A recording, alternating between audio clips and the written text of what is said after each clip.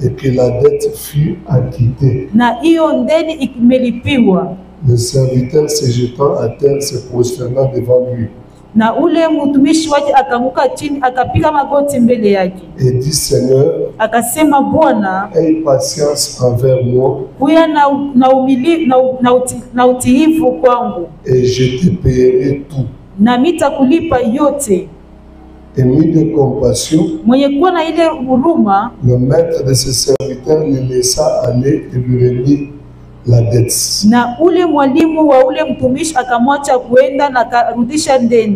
Après qu'il fut sorti, ce serviteur rencontra un de ses compagnons qui lui devait 100 deniers.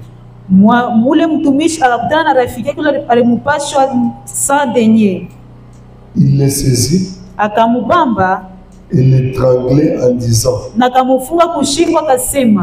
paye ce que tu me dois. Son compagnon se jetant à terre, le suppliait disant, aie patience envers moi, je te payerai. Mais l'autre ne voulut pas. Et il alla le jeter en prison jusqu'à ce qu'il lui paye ce qu'il devait. Ses compagnons ayant vu ce qui était arrivé furent profondément attristés. Ils allaient raconter à leur maître tout ce qui s'était passé. Alors le maître fit appeler ce serviteur et lui dit, méchant serviteur, je t'avais remis en entier ta dette parce que tu m'en avais supplié. Ne devais-tu pas aussi avoir pitié de ton compagnon comme j'ai eu pitié de toi? Que Dieu nous bénisse. J'aimerais bien aimer dans le Seigneur que nous puissions comprendre l'essence de ce que nous sommes en train de parler. Notre thème est intitulé Qui t'a vendu? Alléluia. Amen. Qui t'a vendu? Ici, on est en train de parler de ce que j'avais parlé autrefois. Et selon que le Saint-Esprit est en train de vouloir nous conduire aussi ce soir. Je crois la fois dernière, je vous ai dit que nous sommes dans un monde où il y a une réalité à connaître, à ne pas zapper. Nous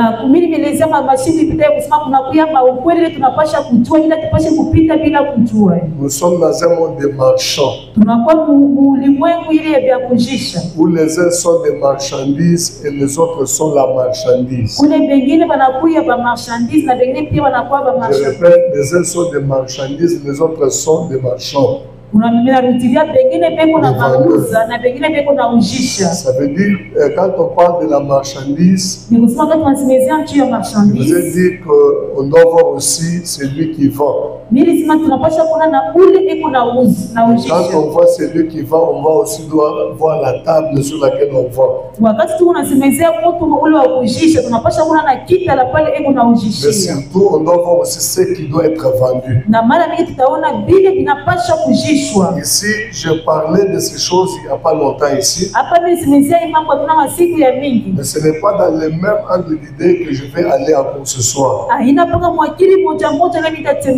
Si j'aimerais toucher ça dans un autre aspect, il faut que tu connaisses que sur la terre, tu es un produit discutable. Je répète que sur cette terre que tu vois des humains, que tu sois un homme spirituel, que tu sois un homme sage, que tu sois un homme respectuable dans la société, tu es tout un produit qu'on peut discuter dans le monde mystique. J'aime que tu m'écoutes avec beaucoup d'attention parce que je n'aurai pas beaucoup de temps, mais je vais te parler quelque chose d'important. Les uns, on les a discutés avant qu'ils ne viennent même au monde. Il naît et se retrouve qu'il a déjà été discuté, conclu et il est déjà utile à être vendu. Bon, pas utile à être vendu, mais déjà vendu. Anazaliwa nakuta bacho deja kubishana na mambo yake banaisha na banasema deja anastahili kujishwa. Dans l'Ancien Testament, nous voyons l'histoire d'un homme qui craignait Dieu, un homme qui craignait au temps d'Élisée là-bas, un homme qui marchait dans la crainte de Dieu. Cet homme-là, c'était un serviteur du prophète et la femme dit même au prophète, tu sais que ton serviteur craignait Dieu, il marchait dans la parole.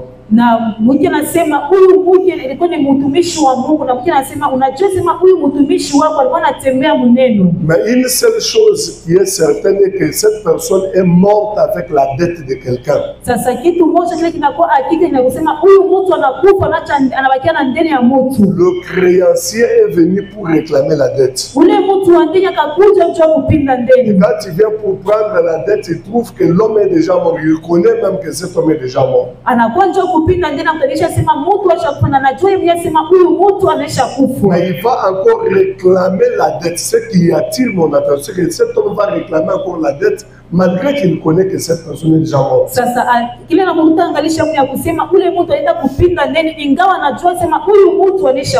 Il n'a pas eu pitié de la veuve ni des orphelins. Mais il leur dit, donnez-moi ce qui est à moi. La Bible dit que la femme a crié vers le prophète en disant, tu connais qu'il servait Dieu. Maintenant, tout ce que lui réclame pour sa dette, il ne réclame que les enfants que je lui donne, les enfants, qu'ils puissent les prendre comme rançon à la dette.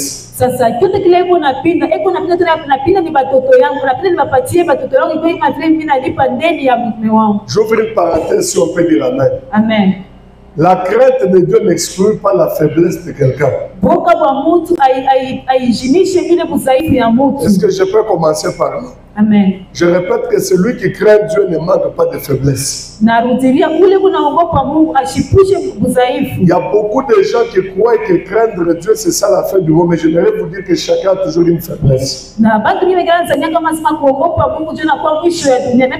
faiblesse de cet homme qui craignait Dieu, sa faiblesse à lui, c'était les dettes. Il avait les dettes. Il ne savait pas payer les dettes, mais c'était ça sa faiblesse. Vous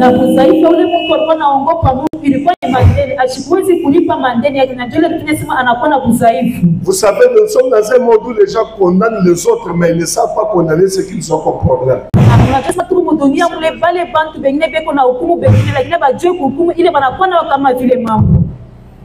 Ok. Il m'a dit que mon micro a un problème. Si ça a un jeu, je peux toutefois changer. Je peux prendre l'autre. Tu peux me donner le tien. Alors, j'étais en train de dire que il y a des gens à un certain moment, ils peuvent marcher dans la crainte de Dieu. Ils peuvent faire tout ce que vous voulez. Mais il a sa faiblesse. Et cet homme est mort craignant Dieu. Si je peux extrapoler, je peux dire qu'il méritait même d'aller au ciel parce que le témoignage était vrai. Ça n'engage que moi qui l'ai dit, ça n'a pas un débat à faire. Mais cet homme-là se retrouve qu'après sa mort, on va prendre ses enfants. On prend les enfants en otage pour pouvoir les récupérer à la place de la dette. Qui a vendu ses enfants? C'est les parents qui créent Dieu. Ici, je commence par là. Je pars plus loin encore. Je vais trouver une autre marchandise bien vendue dans la Bible. C'est notre Seigneur Jésus-Christ, qui n'avait rien fait de mal dans la crainte de Dieu. Jésus qui marchait selon ce qu'il le fallait. Lui ne marchait pas selon la parole, mais lui-même était la parole. Mais regardez bien aimé dans le Seigneur, on vient vendre Jésus un jour. C'est lui-même qui est Dieu même. C'est lui-même qui était à craindre, mais on l'a vendu. Mais je veux comprendre encore qui a vendu Jésus. Jésus a été vendu par les gens de son entourage. Ici, je suis déjà dans la deuxième catégorie de vendeurs. La première catégorie que j'ai sortie, ce sont les parents. Je vous ai montré qu'un père est mort. Il a laissé la dette. Et on est venu pour prendre qui? Les enfants. Est-ce que nous sommes ensemble? Amen. Maintenant, la deuxième catégorie. Je vous ai montré un Jésus prédicateur, un Jésus beau, un Jésus aimable, un Jésus Dieu, mais qui est à côté de ses disciples l'un d'eux. Et puis les plus confiants des disciples le trahissent.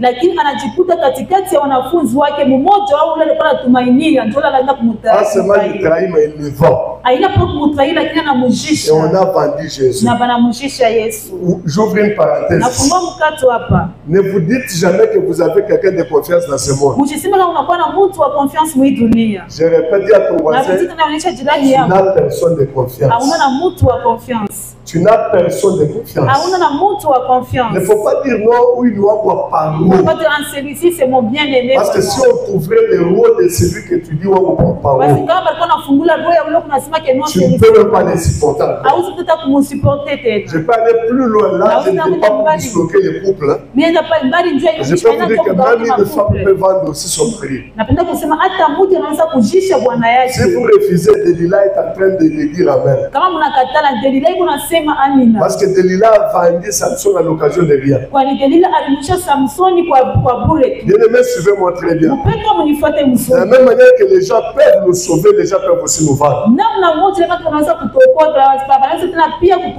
Alors, pour que l'on puisse vendre quelqu'un, il faut qu'il y ait une cause pour laquelle la personne doit être vendue. Et pour se racheter de la vente, il faut qu'il y ait aussi une raison pour laquelle tu dois te racheter de la vente. Pas seulement la raison d'avoir aussi un appui pour lequel un appui que tu peux avoir pour pouvoir te racheter.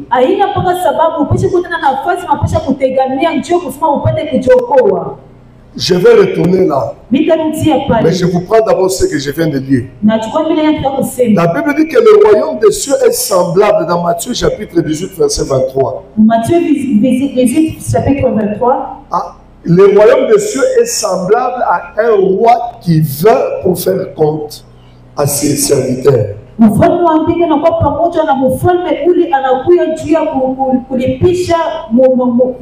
vient pour faire compte, ça veut dire, comme vous êtes en train de dire, on fait la terre. Et c'est ça ce qu'il est venu pour faire faire. Le serviteur était en train de travailler. Et le roi, il veut pour faire rendre compte à ses serviteurs.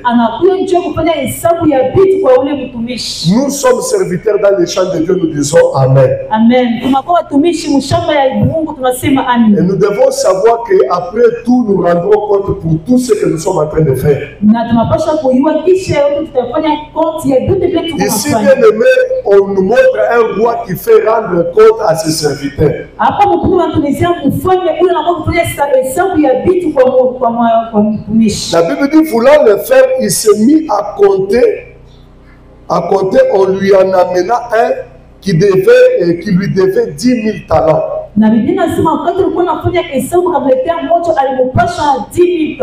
Je sens comme si je peux travailler seul pour aujourd'hui. Je ne sais pas si pour gagner le temps, parce que ce que je parle est trop important. Permettez que je le parle sans interprète. Est-ce qu'on peut acclamer le Seigneur? Laissez-moi ce son comme ça. Ça peut aller comme ça. Amen. Amen. Oh, donnez-moi un bon amen. Un deuxième. Un troisième avec des acclamations. Ici, on nous montre un roi. On dit que le royaume des cieux est comme cet homme qui vint pour faire rendre compte à ses serviteurs. Ça veut dire tout le temps, les serviteurs étaient en train de travailler. Alléluia. Les serviteurs travaillaient. Mais parmi les serviteurs, chacun travaillait dans sa manière. Et il y avait l'un qui avait le compte à rendre au roi. Ça veut dire qu'il avait peut-être mal travaillé. C'était un mauvais gérant. Qu'il y avait presque un déficit ou bien une dette d'au moins 10 000 talents. Je peux prendre l'exemple aujourd'hui de dire par exemple 10 000 $. Et cette personne avait cette dette. Mais écoutez ce qui attire mon attention. Lorsque le roi vient pour faire rendre compte à cet homme, la Bible dit il s'est mis à compter. On lui amena un qui devait 10 000 talents. Comme il n'avait pas de quoi payer, suivez très bien, cette personne n'avait de quoi payer, malgré qu'il était serviteur. Ça ne va pas toujours. Il n'avait pas de quoi payer. La personne avait de quoi payer. Mais, comme il était en train de servir avec la dette, on vient pour lui faire payer ce qu'il n'avait pas. Maintenant, lorsqu'on arrive, on trouve que le serviteur a commencé à plaider. Pourquoi? Parce que 10 000 talents qu'il devrait au roi, il n'avait pas ça à main. Il a commencé à supplier. Vous savez, il n'y a rien de mauvais dans la vie comme avoir une dette de quelqu'un. Ça, je vous dis la vérité. La dette, ça fait mal. Et quand vous avez la dette, vous n'avez aucun pouvoir. Celui qui est le créancier, il aura toujours une parole au-dessus de vous. Il va vous dominer par la parole, il va vous exiger tout ce qu'il fait, il peut vous amener n'importe où et vous allez toujours vous humilier. Mais ici, cet homme est devant son chef. Et le chef demande son argent. Et quand il demande ses 10 000 talents. La Bible dit que cet homme s'est mis à supplier. Il a commencé à demander. Et quand il demande, il dit, accepte, accorde-moi du temps, je vais m'acquitter. Je vais payer ma dette. Mais lorsque le serviteur s'est jeté par terre, s'est prosterné devant lui en demandant, Seigneur, aie patience envers moi et je te payerai tout. La Bible dit, ému de compassion, le maître de ses serviteurs le laissa aller. Ce n'est pas là où je suis, je rentre un peu en arrière. On dit, comme il n'avait de quoi payer, son maître ordonna qu'il fît vendre lui, sa femme, ses enfants et tout ce qu'il avait. Est-ce qu'on peut dire ensemble lui? Oui. Sa femme, ses enfants et tous ses biens. Vous comprenez la dimension de la vente.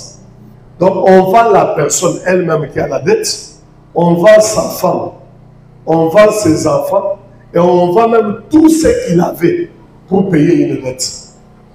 Écoutez, s'il y a eu des ventes telles que les ventes de Judas qui a vendu Jésus, c'est pour la raison de la haine, c'est pour la raison des complots, la raison des trahisons que Judas a vendu Jésus. Alléluia. Amen. Mais si nous allons encore à la vente de cet enfant, ou bien de ces enfants, du serviteur d'un prophète, ici on voit encore les péchés, ou bien la faiblesse, pour ne pas dire le péché, la faiblesse du Père, pour laquelle on vient pour prendre les enfants et les vendre.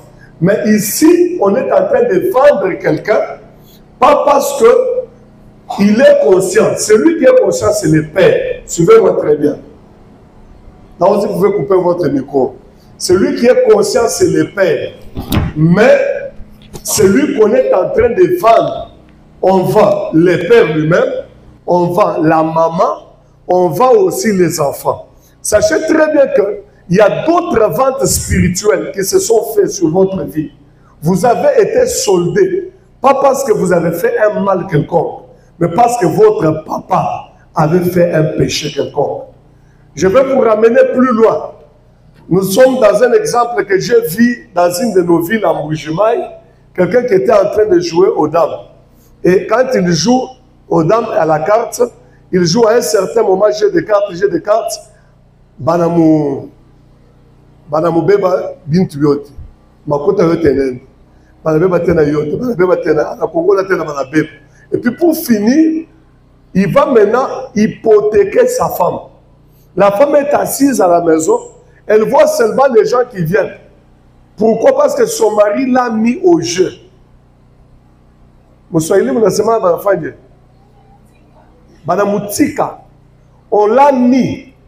l'a mis par jeu.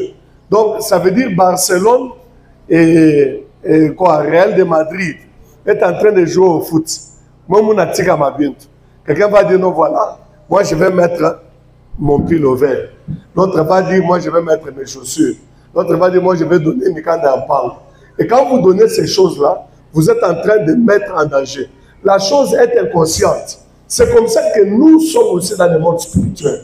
Alléluia. Alléluia. Il y a des gens qui ne savent rien de tout ce qui leur arrive. Peut-être la souffrance que tu souffres aujourd'hui, c'est parce qu'on t'avait vendu. Et toi-même, tu ne connais pas qui t'avait vendu et pourquoi même il t'a vendu. Regardez, les enfants sont à la maison. Imaginez que tu pars à l'école, que tu rentres de l'école, tu arrives à la maison, on te dit aujourd'hui, on part avec toi. On part avec toi où tu as été vendu. Pourquoi? Parce que ton père avait la tête de quelqu'un. Ah!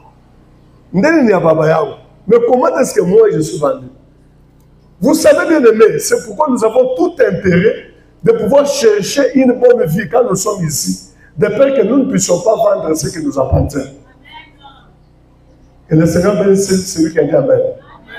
Je dis que Dieu te bénisse encore. Regardez bien aimé, tu es assis chez toi à la maison, ou bien tu es venu ici, on t'appelle, on te dit tu as été vendu. C'est comme ça qu'il y a des filles qui se sont retrouvées dans des mariages dans l'ancien temps. Dans le mariage, quelqu'un se retrouve dans le mariage à l'occasion de rien. Il n'a pas contracté un mariage avec un mari. Mais pourquoi? Parce que papa a quoi conclure le marché avant que l'enfant ne grandisse. Moi, quand j'ai grandi dans ma famille, on nous dit pourquoi t'as bien il y avait cette habitude-là.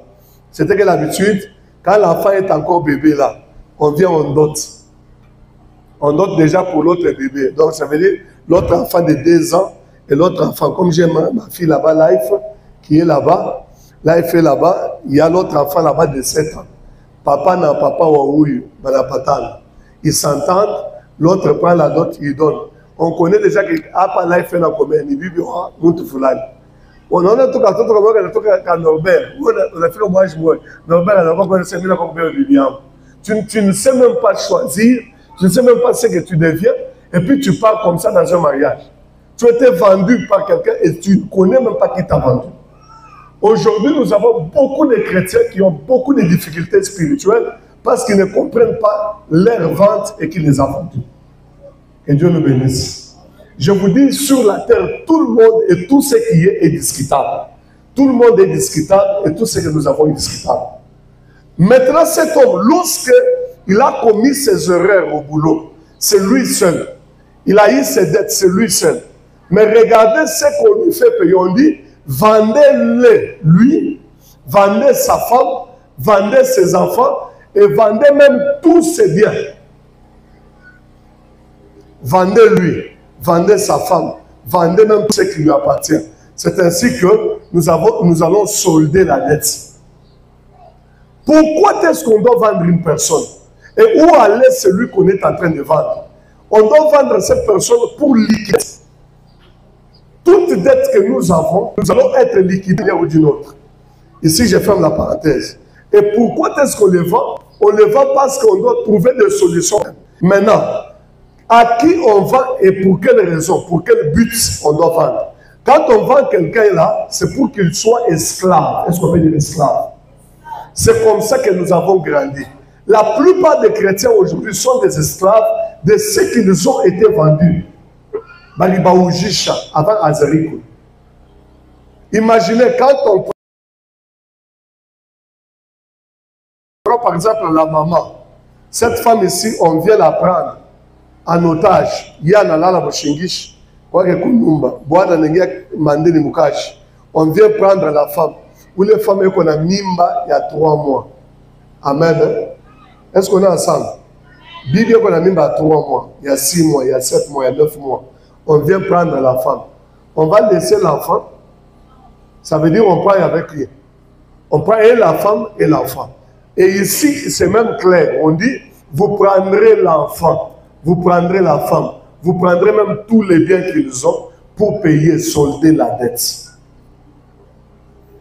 Et c'est ça ce que nous avons spirituellement. Lorsque nous prions pour notre délivrance, lorsque nous prions pour la prière de combat, lorsque nous nous mettons à prier, attention à la vente spirituelle dont nous avons été victimes.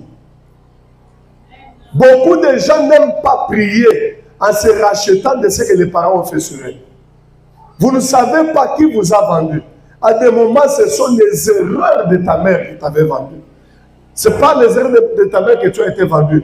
Ce n'est pas les erreurs de ton père que tu as été vendu. Vous savez, quand ton papa vole, quand il prend la chose d'autrui et qu'on le maudit, directement cette malédiction tombe sur la maman et tombe sur les enfants. C'est pourquoi il y a d'autres maladies qui sont en train d'entrer dans la maison comme ça et que nous ne savons pas guérir. Il y a d'autres problèmes qui sont en train d'entrer dans la maison comme ça que nous ne savons pas guérir. Pas seulement pour la dette, mais pour beaucoup de raisons que je ne peux pas citer ici. Combien de gens ont été vendus sans le savoir? Nous te regardons et chaque fois quand on te regarde, on te trouve une personne normale. Et pourtant, tu es l'esclave dans le monde spirituel. Et comme preuve, tu commences à dormir, tu te retrouves seulement en prison. J'ai vu un enfant, nous étions partis quelque part prier. Et quand j'arrive dans une maison, on me dit, papa, en tout cas, prie un peu pour cet enfant. Je dis, pour quelle raison? On me dit, cet enfant ne dort. Chaque jour, l'enfant commence à se voir seulement dans la prison. Bien aimé, me demandez-moi, l'enfant avec quel âge? L'enfant a 4 ans. Moutoto a 4 ans et qu'on a dit l'autre à mon prison. Et puis chaque fois que l'enfant se réveille, on a même amené l'autre encore au bureau dimanche.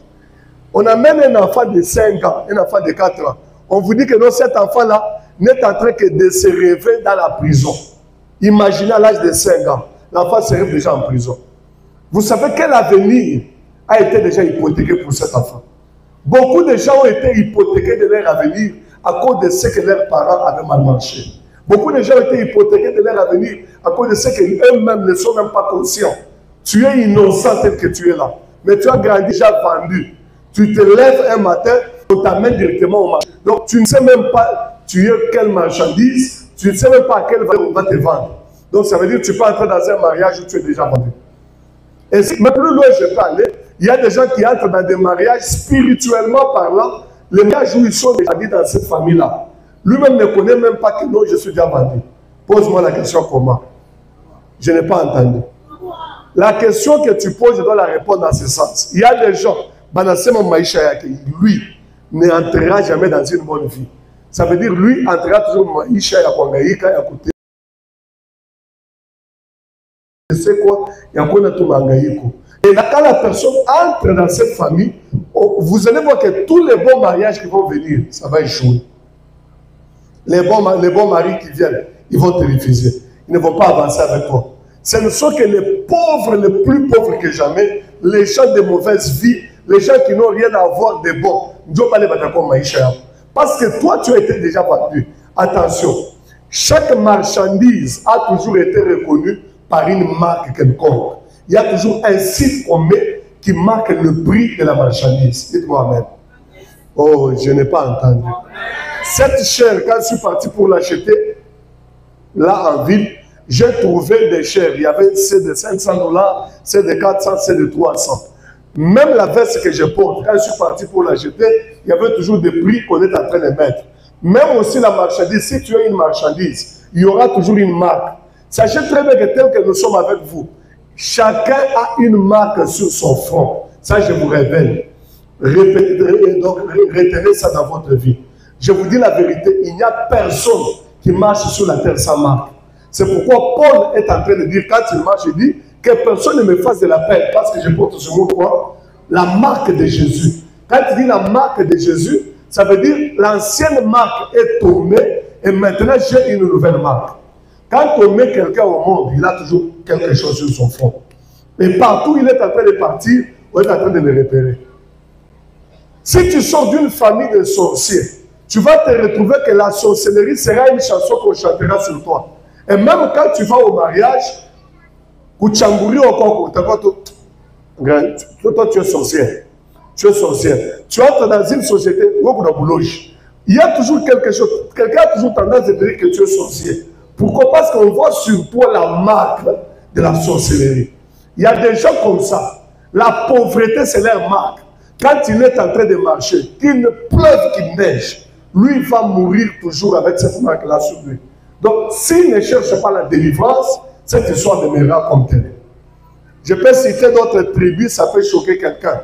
Vous n'avez jamais vu d'autres tribus dans lesquelles vous sortez. Tout le monde dans ces tribus-là ne sont que des esclaves. Tout le monde dans ces tribus-là. Quand vous sortez dans une tribu, vous trouvez que nous, comme il est Kabila, il faut trouver que quand je me dis qu'il y a un haut vieux. Kufula mango, kwanza kutuangia bantu babintu, kutumika makaji ya ngufu. Et c'est là maintenant qu'on doit commencer à repérer les signes de sa vie. J'étais à Kinshasa, dans une des villes, j'ai entendu, on insultait quelqu'un, mais avec le nom d'une tribu. Je ne cite pas la tribu. Mais on citait le nom d'une tribu. Je voulais même dire ça, mais je trouve que ça peut aller toucher le cœur des gens. Mais je me réserve. Tu vois, même par exemple, ici au Katanga, quand on dit à quelqu'un Kassai, bon, pour vous, c'est une insulte. Pour les autres, je ne sais pas, mais cette qualification a toujours été engagée d'une marque quelconque qui prouve que cette personne a des comportements liés à ce qu'on est en train de dire. Je ferme la parenthèse. J'aimerais te dire plus loin. Tu es tété là. Tu vas trouver qu'il y a une marque de tété là sur toi. Tu es kanangé. Tu as des marques de kanangé. Tu es, je ne sais pas, Mouloubakat. Tu as des marques de Baloubakat. Tu es, je ne sais pas, Mukongo. Tu as toujours des marques de Bakongo. Tu es Moussakata. Tu as toujours des marques de Bassakata.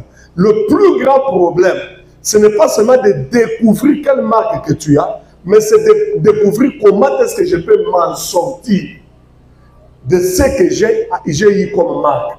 Parce que si tu ne connais pas la marque que tu as sur ta vie, tu ne vas pas aussi te délivrer de cette marque. Quand on met les fleurs, on met ça, on met 10 000 francs. On met ici qui tourne, on met là-bas 5 000 francs. On met là-bas 3 000 francs. Je vous pose la question, ça c'est 10 000, ça c'est 5 000, ça c'est 3 000. Qu'est-ce qui a plus de valeur? 10 000. Pourquoi vous avez dit que ça a plus de valeur? Est-ce que c'est la beauté qui a fait que ça ait de la valeur ou bien c'est la marque? Vous voyez? On a mis la marque 10 000. Comme on a mis 10 000, ça devient plus valeureux que l'autre. Donc la valeur, ce n'est pas même la beauté. Tu peux être belle, mais la marque que tu as, c'est ça le problème. Acclame le Seigneur qui Dieu te bénisse. Vous savez, dans le monde de délivrance, la beauté n'a pas de prix. Et vous qui croyez que non, parce que je suis belle, écoutez, si vous voulez voir de plus belles femmes, n'allez pas dans l'église. Les plus belles femmes, n'allez pas dans le monde chrétien. Si vous voulez les voir, allez dans les boîtes de nuit. Mais je vais vous poser la question, entre la boîte de nuit et l'église, où est le lieu le plus précieux? Mais pourquoi est-ce que cette beauté va aller loger dans les boîtes de nuit au lieu de l'église? C'est une question à se poser. C'est comme ça qu'on prend la marque sale, on met sur quelque chose qui coûte trop cher. Une très belle femme, mais avec une marque déposée de 100 francs. Et on prend cette femme, on va la poser dans la boîte de nuit. Là où elle va commencer à se rendre nue, à lever des abus. Elle reste une femme inutile, elle fait du n'importe quoi. Et là-bas, on est en train de l'utiliser comme ça. Et on trouve une femme qui est laide, qui n'a pas de beauté, mais qui est à l'église. Et cette femme entre dans un bon mariage, un glorieux mariage, on apprend comme ça l'honneur par l'homme. Qu'est-ce qu'il a fait? C'est la marque qui est sur son front. Je prie au nom de Jésus que tu puisses porter la marque de Jésus sur toi. Parce qu'avec la marque de Jésus, tu seras plus malheureuse.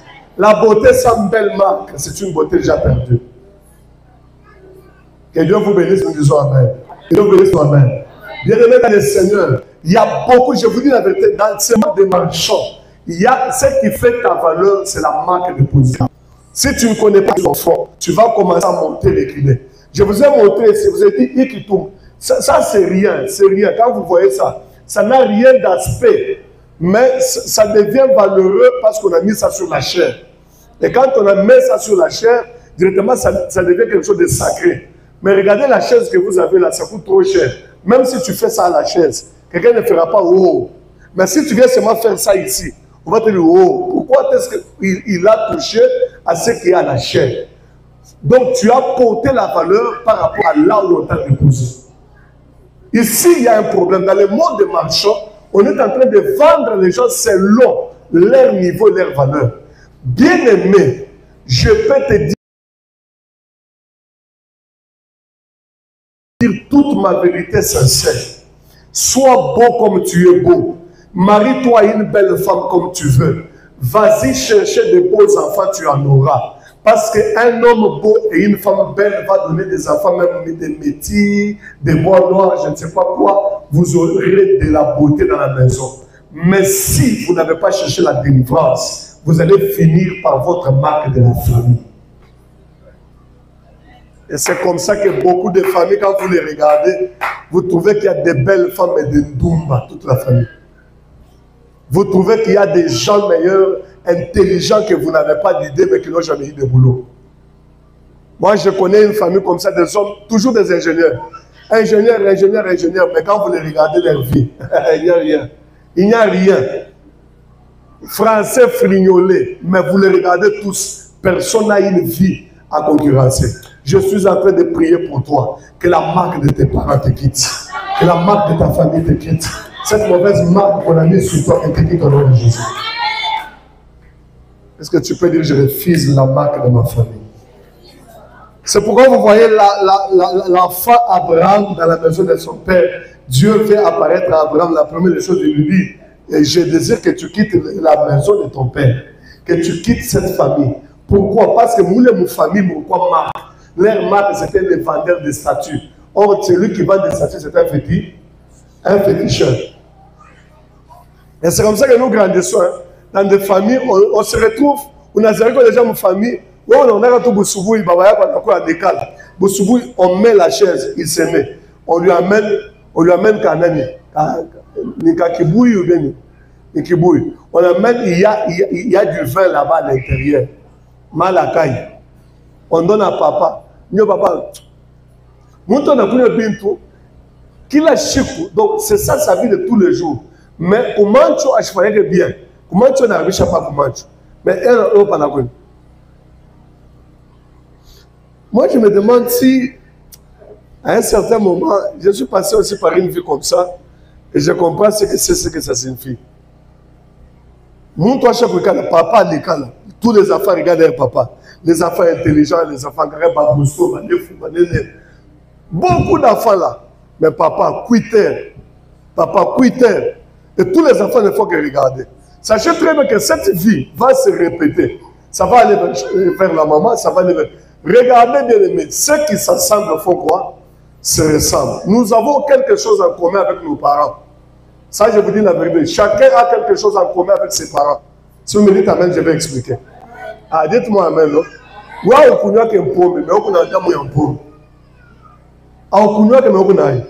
Le problème, c'est que toi, tu ne bois pas, mais tu as au moins le sang de ton père.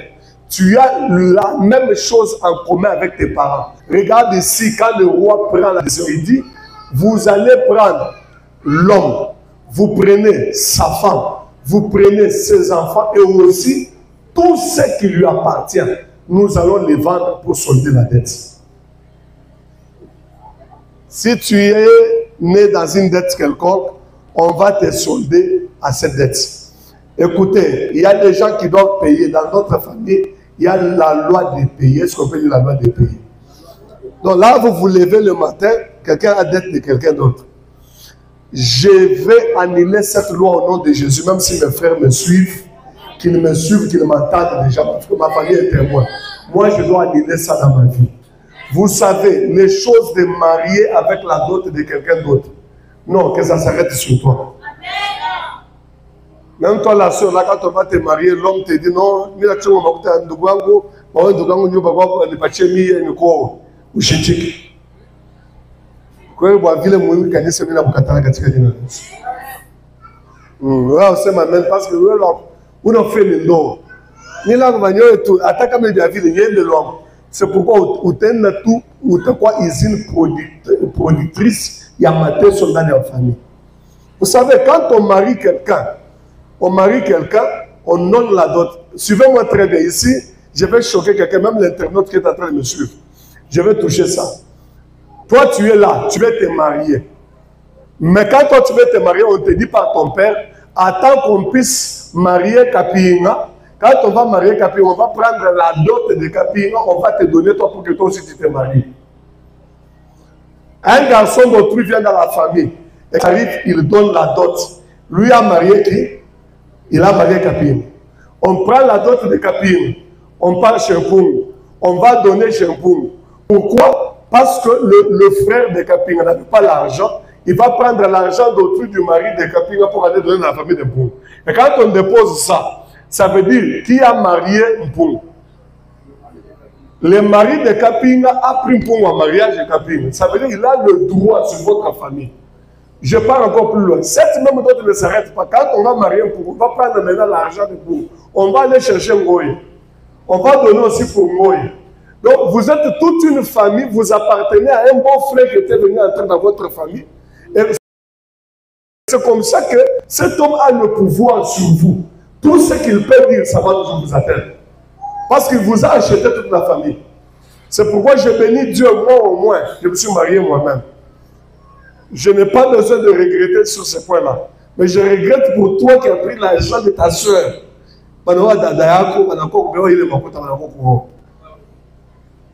Et tu es en train de manger, tu es normal. Voyez pourquoi on peut bloquer toute une naissance de la famille, quelqu'un ne met plus au monde. Vous ne comprenez pas pourquoi est-ce que cette naissance n'entre plus encore. C'est pourquoi vous voyez notre vie, il y a quelqu'un qui est dans la famille qui est comme un chef de famille. Il a un mot à dire, quand il parle, tout le monde respecte. Et vous ne savez pas quel pouvoir il a eu. Il a eu ce pouvoir par rapport à ce que je suis en train de vous dire. Est-ce que tu peux dire au nom de Jésus? Je ne suis pas une marchandise. À partir d'aujourd'hui, tu dois refuser ça au nom de Jésus. Il y a des gens qui ont été vendus dans la souffrance, vendus pour la peine, vendus pour être exterminés. Et quand vous le voyez, une fille là, donc vous savez, bien aimé, Kunikala Kabin Tubingine dans la vie, je vais vous dire ça, que je parle d'abord. Kubushera Tibingine, Abugala Yabo occasion, Bugala Yabo Dam. Et vous savez comment ça arrive. Donc, la personne peut enlever les habits n'importe quand, n'importe comment, et sans même se contrôler. Et quand vous suivez très bien, vous allez trouver qu'il a été vendu dans un hôtel quelque part. J'ai parlé à quelques de mes enfants qui voulaient se marier pour aller fêter, je ne sais pas, dans un hôtel la nuit et faire la nuit de noces. Oh, nous allons dans un hôtel, et tout ça. Je disais, hôtel il y a avant, c'est ma panne. Moi, je travaille comme gérant dans l'hôtel. Je connais qu'est-ce que c'est un hôtel. J'ai vu les gens faire des cérémonies autour de l'hôtel. Ah, que Dieu nous pardonne. J'ai vu quelqu'un en train de faire des cérémonies, je répète, des cérémonies, un musulman qui vient me louer la chambre ici à la Kenya. Il louait la chambre là où je travaille. Je travaille sur un hôtel à la Kenya, dans Soutiensienne, là-bas. J'ai travaillé comme gérant pendant au moins 2 ans. Et je vous dis, j'ai vu cet homme qui vient mettre des bougies. Il se couche, il se relève, il se couche, il se relève, et puis il part. Il te paye l'argent et puis il part. Il n'a pas de femme. Il se couchait sur qui? C'est ma question que je me pose. Il se couchait sur qui? Quand il dormait sur le lit là. Et puis il est parti.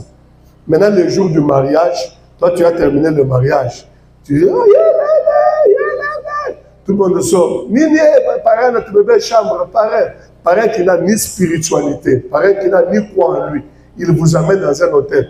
La première nuit de noces, vous êtes parti passer sur la nuit, et sur les lits sur lesquels les musulmans ont fait ses incantations. Il a fait ses histoires, il a terminé. Vous n'avez pas là. Lui, il prend votre semence.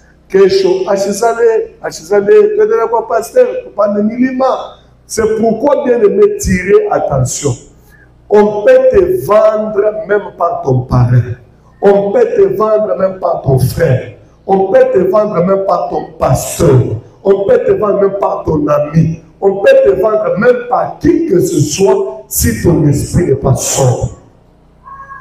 Qui t'a vendu? Il y a d'autres personnes qui sont vendues par rapport aux gens qu'ils ont approchés de leur vie. Dites-moi amen. Judas n'a pas cherché Jésus, mais c'est Jésus qui a cherché qui? C'est lui qui est parti chercher Judas Iscariote. Suivez-moi très bien. Judas n'était pas à la recherche d'un maître, mais c'est le maître qui est parti rechercher Judas. C'est comme mes enfants qui sont ici. Moi, je n'ai pas, et Oti n'est pas venu me chercher, mais c'est moi qui ai cherché Oti. Tirez attention, il y a d'autres amis. Tu peux approcher un ami dans ta vie. Anangi, mais plutôt bougie. Il peut entrer dans ta vie mais pour te tuer. L'Ambuluma, l'Amapeno, l'Okunenepe Chakanissa. Comme nous avons besoin que l'église devienne grande. Nous avons cherché un frère qui passait, nos frères en tout cas, Kouya. Il devient diacre, il devient pasteur pour tuer l'apôtre. Parce que lui est venu dans une mission. Il n'est pas venu. Donc il y a des gens comme ça que nous avons achetés dans notre vie. Tirez attention. Même si tout le monde peut te refuser, je répète, même si tout le monde peut te refuser, désire demeurer seul que d'aller acheter une personne comme un ami. L'amitié, ça ne s'achète pas. Je répète encore, on n'achète pas un ami. Même si vous voyez que vous êtes seul, demeurez seul. Dieu lui-même a déjà prévu une personne qui t'aimera. Même malgré tes fautes et tes erreurs, quelqu'un t'aimera toujours. Bien aimé, je vous dis la vérité. Attends beaucoup et je t'avoue te voir la beaucoup. Si l'homme ne vient pas, on n'a pas dit que tout le monde ira au ciel quand tu auras seulement un mari. Ça, j'ai choqué les cœurs des sœurs maintenant. Ça dit, tu gars papa. Non, je vais vous dire la vérité. Moi, je vous dis, il ne faudrait pas te donner toi-même au mariage parce que l'homme n'est pas venu. Il y a beaucoup de gens qui commettent des erreurs. Comme l'homme a tardé, moi-même, je vais me donner. J'ai une personne qui me dit,